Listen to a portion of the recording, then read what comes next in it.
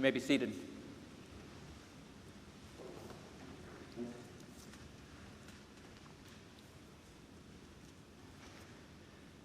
I have to say, I haven't looked at you from this perspective since March. Good morning.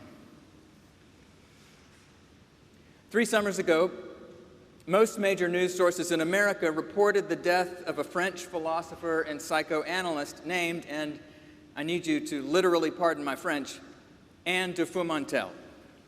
Philosophers still sometimes achieve rock star status in France, I'm told, but that's not the case in this country. And the death of this one would almost certainly have gone unnoticed, if not for a touching, if heartbreaking irony in its circumstances. Anne de Faumontel died attempting to rescue 2 children from drowning in the Gulf of Saint-Tropez. She'd also written a book titled In Praise of Risk, because she'd come to believe that embracing risk is essential to a full and meaningful life. The headlines wrote themselves. Philosopher who praised risk died trying to save children from drowning, went one. Now, Miss de Faumontel didn't run the bulls at Pamplona, or bungee jump, or climb Mont Blanc without ropes. She didn't go out looking for risky things to do. She'd simply noticed that there is a risk inherent to being alive that we need to come to terms with. In fact, she once said, "The usual expression is, 'I risk my life,' but perhaps one should say, 'I risk life.' To be entirely alive is a risk, and few people are. There are many zombies, undead, lives attenuated by the disease of death," as Kierkegaard called it. Her story traveled the world, not because her death showed us how foolhardy her interest in risk had been, but because something within us knows that Anne de Faumontel was very much among the fully alive when she leapt into the sea that afternoon in Saint-Tropez. The parable of the talents is often understood in terms of, talents. And there's good reason for this. As you probably know, a talent was a unit of money in Jesus' time. But by about the 13th century, the word talent had come to mean gifts or skills in English and several other languages as well. And this new meaning of the word arose directly from an interpretation of this parable. But I increasingly find this understanding of the story, if not entirely wrong, much too small. To limit the parable's reach to what we can do misses something more essential in what I think drives it. It actually misses what drives it so powerfully that 13 centuries on, it would add a word to a language that hadn't been invented when Jesus spoke it into being. And something of what it misses is captured fairly directly by my lights in the death of a philosopher of risk, who probably would be alive today if her skill as a swimmer were greater. The parable comes so much more alive for me if Jesus wasn't talking essentially about your ability as a butcher or a baker or a candlestick maker, although it's all well and good to do what you do to the glory of God. The parable comes to life when we see Jesus was talking about embracing a risk inherent to being alive. There's a deep paradox in the way of Jesus. At its heart, it's a way of grace over law, a way of unconditional love and radical acceptance. But he also tells us this way will cost us everything, beginning with our impulses toward self-preservation and our need for security above all else. The liberating, world-healing, abundant life Jesus demands, making our peace with these risky lives we've been given and not giving them over to fear. Or as Marilynne Robinson once put it, fear is not a Christian habit of mind. This doesn't mean Jesus was never afraid or that Christians should never be. In fact, the most vivid image of a person afraid, not just in the Bible, but maybe in all the world's literature, is Jesus himself, of course, sweating blood in the garden. It's not that Jesus never experienced fear. It's that he refused to use it as a means of control over others. And he refused to let it control who he was and how he lived and thought and related to other people as well. Throughout his life and his teachings, Jesus showed us what it looks like to live a life not driven by the fears that have long driven so much of this world. Fear of the outcasts and the unclean, which is fear of whoever makes you shiver or cringe or turn away in disgust. Fear of not having enough and therefore burying our talents in the ground, or worrying today about tomorrow, or building barns to store up what won't last, or holding on tightly to what becomes meaningful only when it's given away. Fear even of the power of the empire's violent ways, even if that empire takes your life away in the end.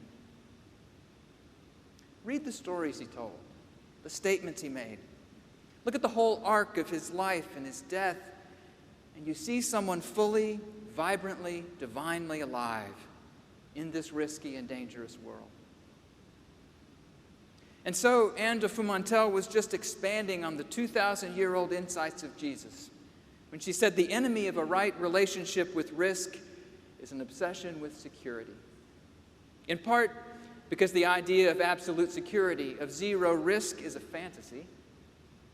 But she also named that the persistent attention we give to security seems to generate fear rather than assuage it, especially when our fears are generalized and vague, like the threat of a random terrorist attack, which is meant to give us a sense of continuous danger in our lives.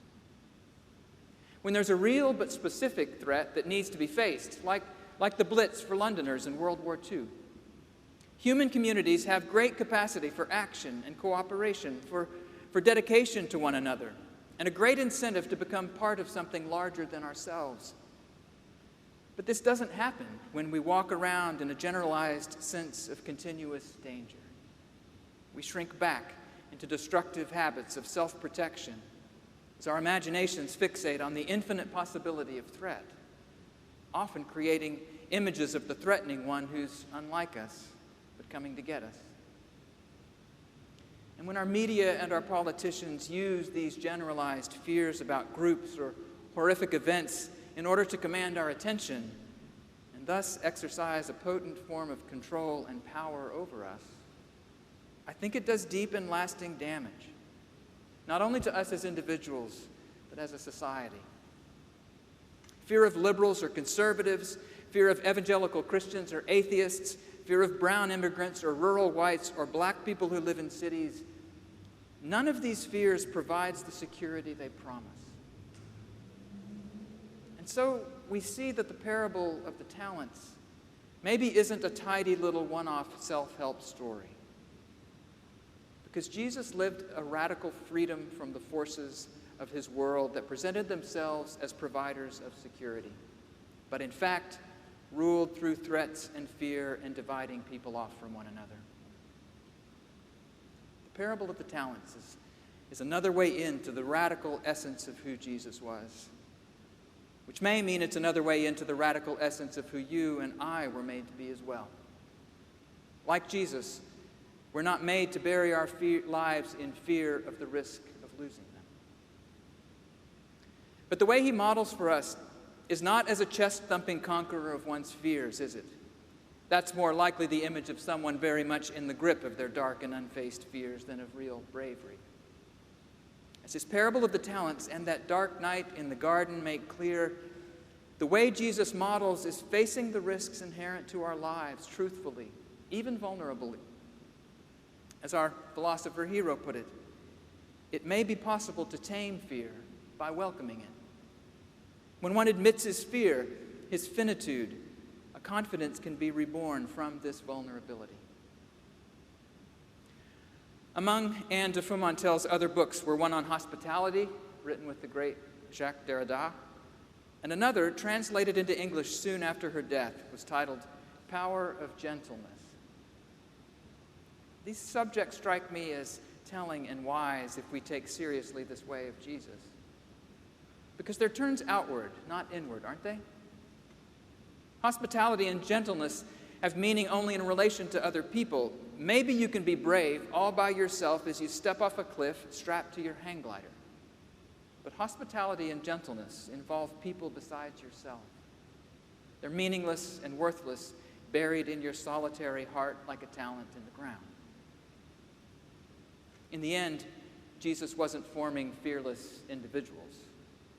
He was forming a community in which our fears can be honestly faced and vulnerably held, and only then begin to lose their sway over us, opening another way to be alive in the world.